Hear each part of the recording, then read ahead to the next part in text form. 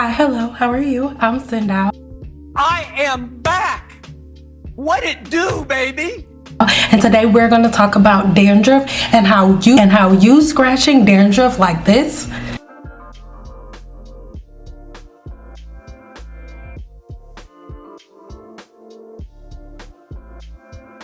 leads to massive seborrheic dermatitis and so many other follicle disorders that eventually end up in balding. It's something that we've done culturally for a long time, and it's very satisfying for you to watch videos where they're scrubbing dandruff off the scalp. But dandruff is actually, and then after you see them satisfyingly scratch the dandruff off, you'll see them cover the scalp with oil, because after all, we're under the impression that dandruff is dry scalp, but dandruff is not dry scalp. Dandruff is actually oily scalp, and it's crazy to scratch the dandruff off and then add more oil. So don't be offended. Stick around to the end of this video, and I'll break this down in a very, very easy way. I'll give you a couple of herbs and a product that helps you to manage dandruff. So stick around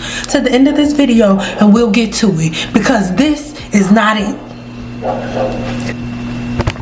That's not my dog, that's my neighbor's dog, and I swear to God, anytime I start filming a video, it's like the dog knows that I'm filming and he's literally just barking, talking to y'all like he's an asshole.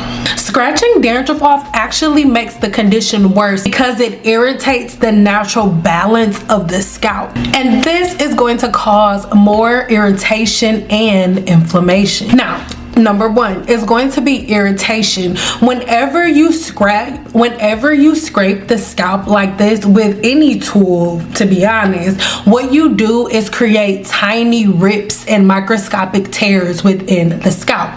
Now, if you're using something like a derma roller, that's very different. I'll break that down on the CynDoll network, but it is not the same thing. These tiny wounds can make the scalp a lot more sensitive and more prone to different forms of infection and inflammation. Number two is spreading it.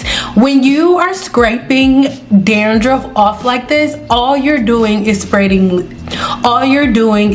yeast.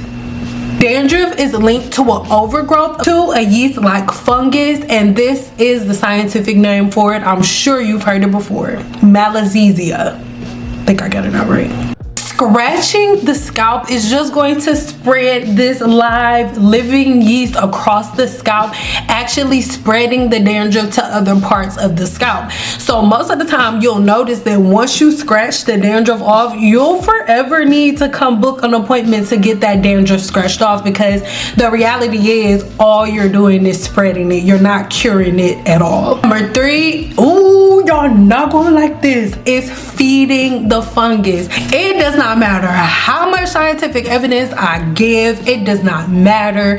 Y'all will not stop oiling the scalp, and you do not have to if you don't want to, but I mean, you should, but that's a free country, you know what I'm saying? But you should really stop, because the only thing that you're feeding, and when you add oil to the scalp, most people are under the impression like, oh, this is food for my scalp, this is gonna make my hair grow, this is hair food. No, it's not. It's yeast, parasite, and bacteria food. That's what it's food for. All you are doing by adding oil to the scalp, especially if you have dandruff, is feeding that yeast that lives on the scalp. And I also need you to understand this. A lot of times when you see somebody, when somebody has a dandruff, it goes from dandruff to seborrheic dermatitis to folliculitis, and then eventually they end up with different forms of alopecia. And that is because what y'all don't understand is whenever you add oil to the scalp, your scalp is literally alive. You have so many different forms of yeast and bacteria that live on the scalp. But let's just talk about this form of yeast for an example. This form of yeast that lives on the human scalp, its favorite food to eat is oil. Not only the sebum that lives on your scalp, that's really what it's there for, right? But the oil that you put on the scalp and all of the different minerals that you hear about, and guess what?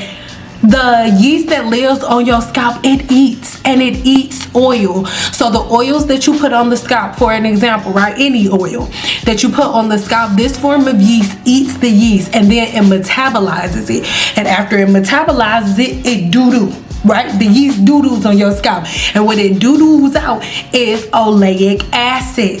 Research it, right? What it poo-poos out on your scalp is oleic acid, and this oleic acid, most people are allergic to it, especially in large dosages of it. And the oleic acid begins to irritate the scalp and cause an overproduction of sebum, which in return is supposed to be acting as something to help the body in removing this overgrowth of yeast and bacteria that you're feeding and powering up with all this oil, right? And so the oleic acid comes as a way to help the body the oleic acid is out there, and the oleic acid begins to irritate the scalp. So you have this massive overproduction of sebum now because your body's in fight or flight mode, trying to fight against the overgrowth of bacteria that you've caused, because now that you fed this bacterial girl, it's powerful and it's strong. And remember the Demodex mites that I taught you about? When you put oil on the scalp, all you're doing is feeding them, and then they're able to have more babies and colonize even more on your scalp when you're asleep. If you want to know more about Demodex mites and all of that stuff, then make sure you check the video link in the description box below.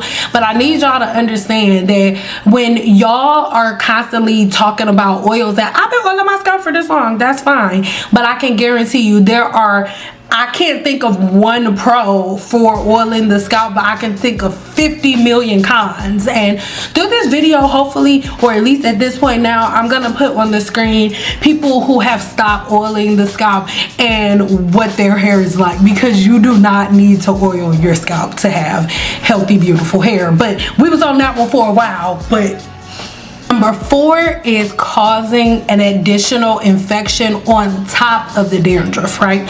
Because when you scratch the scalp, what you're doing is disturbing the scalp's natural barrier. This allows different forms of yeast and bacteria to enter into the follicle, into your pores, into the skin's barrier, and create a wide range of infections.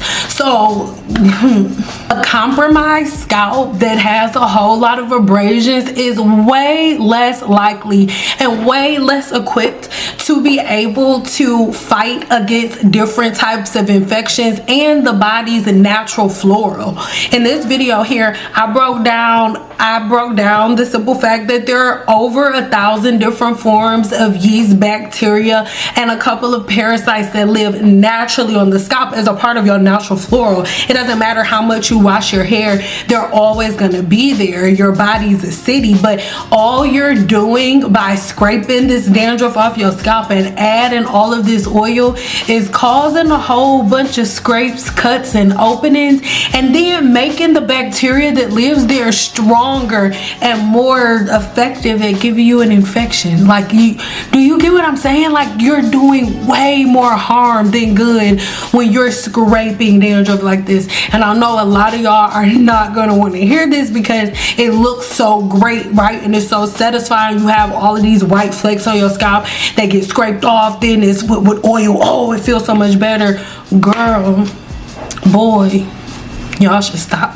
And lastly, number 5, you'll just enter and lock yourself into a cycle of follicle damage, because you'll be in this constant cycle. You'll scrape all of the white stuff off, and you're constantly adding oils and stuff to the scalp, and then before you know it, the scalp's white again and needs to be scraped all over again. So then you scrape it all off, rehydrate, re-neutralize all of the different forms of yeast and bacteria, and then you start all over again. It's like a never-ending cycle of having dandruff, scraping it off, using all of these different shampoos and all of these different products to get rid of the dandruff, where in reality all you need to do is have a simple, simplistic routine that does not involve adding oils or greases or butters to the scalp in any way, shape, or form. I really hope that this makes sense. It's a very, very simplistic pattern that that anybody can follow. Just don't add oils and butters to the scalp. And there are so many people who are like, oh my god, I have to, what am I gonna do with my pet oily monkey? Well, I don't know, shit, but you don't need to add oils and butters to the scalp. So I just challenge you, why don't you try it for a minute? My way is gonna cost you less money and less time and less oil stained pillows. Y'all walking around here with Jerry curl juice all in your hair. My hair is nice, but you're not supposed to lay on your hair, or lay on pillows or have shirts and have oil stains. Girl, that's not normal. That's not right. That ain't supposed to happen at night. You know what I'm saying? So why don't you just try having a regular routine like the one that these ladies here on the screen have had, and I promise you, baby, you won't be living your life like that all slick. Girl, you a grown woman. It's 2025. We gotta stay alive. And let me tell you something, y'all bring your oil slicked ass out here to Vegas and walk outside in 100-something degree weather, all oil slick. Y'all all gonna turn into a bunch of sticks of fried chicken, little mozzarella sticks, little chocolate vanilla caramel, little mozzarella sticks. Y'all need to stop.